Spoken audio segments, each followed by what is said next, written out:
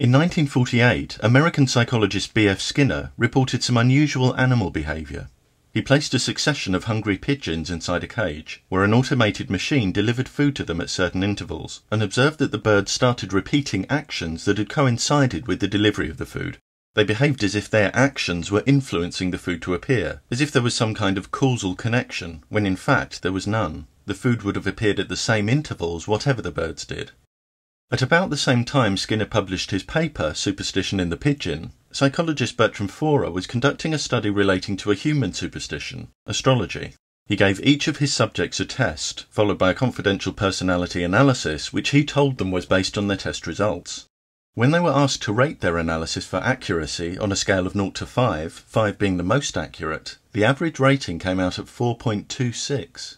Forer later revealed that all subjects had received exactly the same analysis, taken from horoscopes in an astrology book. The Forer effect, named after him, refers to people's tendency to be impressed by personality readings given by astrologers and other pseudoscientists, which they're led to believe are tailored to them individually, but are actually general enough to apply to most people.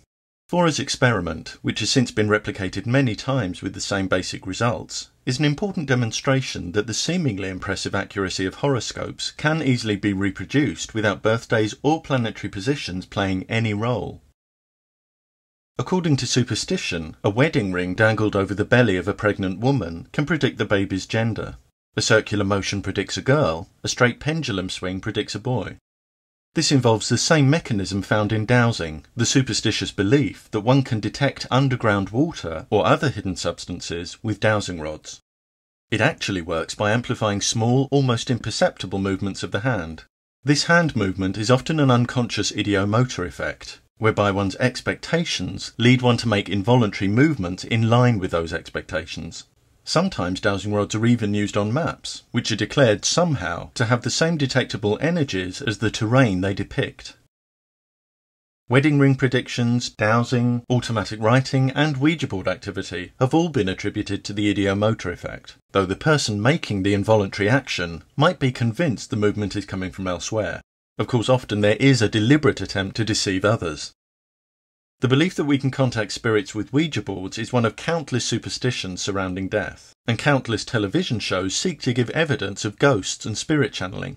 Viewers send in footage in which spots of light are leapt on as so-called ghostly anomalies, and self-proclaimed mediums declare they can channel spirits in shows that disclaimers admit are for entertainment purposes only. Interestingly, when magicians give their audiences apparently uncannily accurate details about their lives and relationships, our typical response is "what's their trick?" But when others do the same posing as psychic mediums, the response is often "they must have supernatural powers." All that differs between the self-proclaimed medium and the self-confessed showman is presentation style. If the showman doesn't need supernatural powers, nor does the medium. In the 5th season of the so-called ghost hunting show Most Haunted, its resident medium Rik Eedles behaved as if possessed by the spirit of Kreed Kafer, but it was later reported that this name had been invented and misinformation about the fictitious person had been fed to Rik prior to filming to test his integrity. As filming began and Rik became swept up in the persona of the non-existent spirit, he didn't realise that Kreed Kafer was an anagram of Rik Faker. He went on to channel a similarly fictitious highwayman, whose name was an anagram of Rik Lies. Many superstitions revolve around the treatment of illness, and many want their superstition to be regarded as authentic medicine. Homeopathy involves preparations that have been repeatedly and extremely diluted, until it's statistically uncertain that there's even one molecule of active ingredient present. How do homeopaths justify selling water as medicine?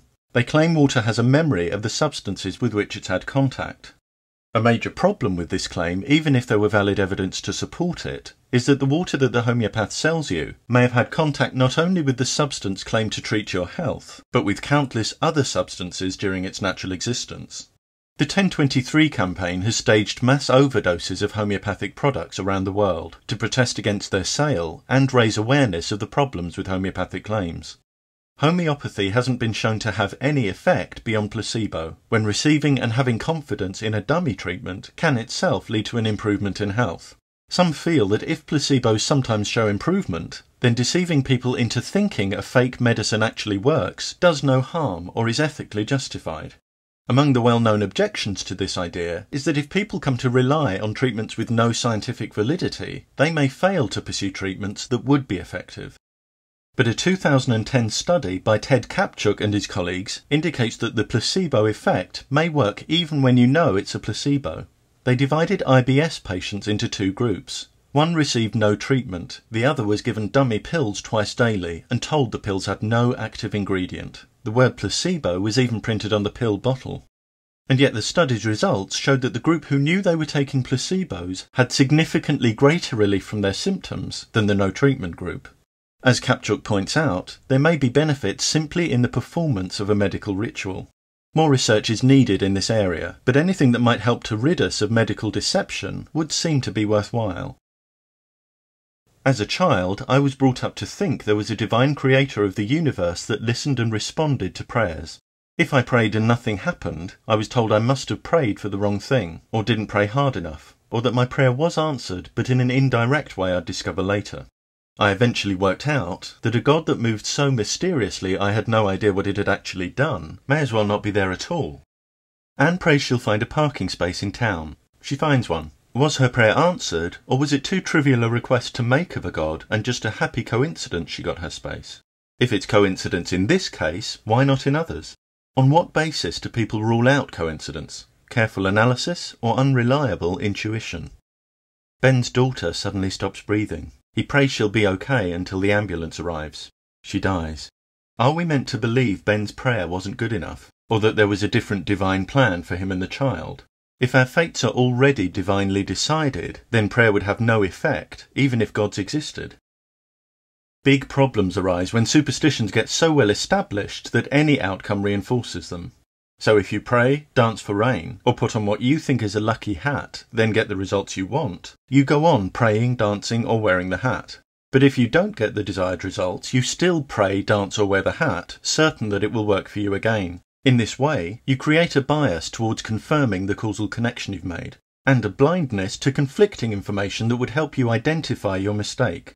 Once that happens, you've built a barrier to rational thinking, and you've departed from reality. Like Skinner's pigeons, you're left flapping about in a psychological cage of your own making, blocked from realising your actions are not having the effect you imagine. If we find Skinner's pigeons quaint and amusing, if we find ourselves thinking, if only they could understand, how much more should we, with our much greater intelligence, be prepared to examine our own behaviour and confront the false beliefs that are literally getting us nowhere?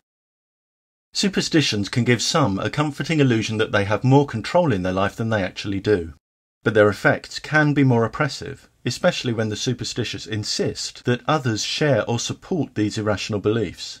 We might know people whose reaction when we put new shoes on a table or open an umbrella indoors is clearly designed to make us stop the unlucky behaviour and thereby validate their magical thinking. This is one way in which superstitions extend their tyrannical grasp beyond the believer, and we do well to resist this kind of manipulation. If some are happy to let evidence-free beliefs rule their lives, so be it, but they've no right to expect the collaboration of others. When you reject superstition, you no longer feel protected by good luck charms, but you also stop worrying about black cats and broken mirrors. Holy water can't bless you, but curses can't harm you. Crystals or homeopathy may not improve your health, but you'll also be less vulnerable to psychological and financial exploitation from medical charlatans. You can't control people with magic rituals, but they can't do the same to you. Perhaps most importantly, good and evil supernatural forces no longer get the credit or blame for what human beings do. Instead, it can be clearly understood that people are responsible for their own kindness, cruelty, generosity, meanness, laziness, or hard work. Owning responsibility can give a sense of genuine self-control, but it does mean learning from mistakes. When we follow superstitions, our mistakes become invisible to us because we've already mixed them into our whole way of thinking. If we tell ourselves magic can solve our problems, or rid us of guilt for any wrong we do, that's a much easier ride than thinking critically or holding ourselves accountable. But if the price is denying reality, becoming fearful of knowledge, being unable to distinguish true and false claims, or demonizing difference, it's worth considering the possibility that that easy ride will cheat you out of much more in the long run. With a little careful critical thought, we can identify our own cages of superstition and walk free of them.